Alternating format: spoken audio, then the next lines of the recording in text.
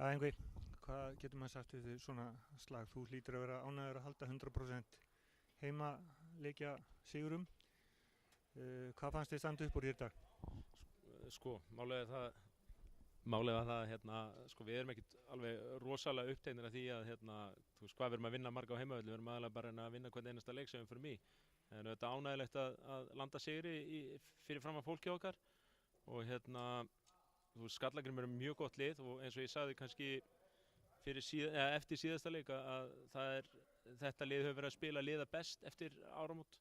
Þannig að það sýndi kannski í lokin hvað okkur fannst mikilvægt að landa þessu, en það líka þú veist, gefa upp 21 sóknarfrákast að ná 6 og mér fannst það vísu bara bæði lið verið að spila heilt yfir mjög vel. Þetta var svona úrslitakeppnisblæra á þessum leik.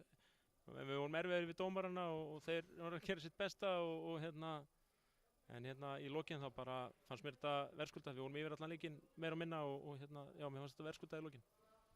Við tókum eftir því að Hinrik sneri sig, er það slæmt? Er það slæmt tóknun? Já, þetta er slæmt tóknun og ég þori varla að tala við þjálfaran hans í Grindavík og láta hann vita þessu.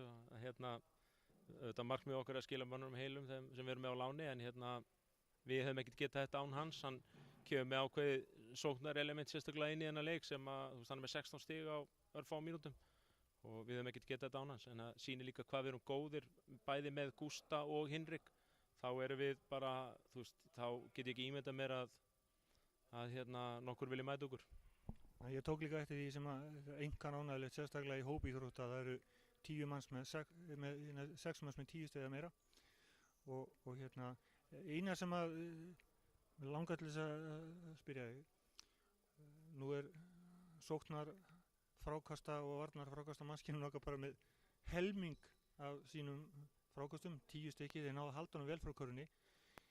Þeir eru með 21 sóknarfrákast og 2-3 að sækja í sömu sókn. Það er eitthvað sem verður að laga, ekki satt?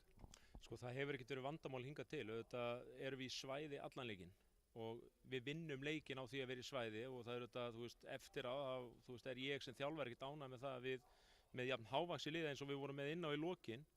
Þú veist, við erum með Gústa, við erum með Nemanja, við erum með Nebo, við erum með Nökkva. Þú veist, þetta eru allt strákar sem er góðir í frákostum og við tölum um það í næst síðasta leikliðina. Þú veist, við þyrftum að taka frákostin til þess að klára leikinn og við gerum það og bursi frá því þá bara við erum búin að skjóta skelfilega fyrir utan 3 stiga núna á undanfarandi leikum og það var ánægilegt. Við vorum 44 í þessu. Þannig að þá kemst upp með það að leyfa mönnum að taka 21 frákast. En það gerist eitthvað hverjum degi að lið komi og taki 21 svona frákast. Já, og plúsin líka sem ég tók eftir að vítanýtingin okkar er komin í eðlilegt horf, 80% á móti 50% í Borgnesingum.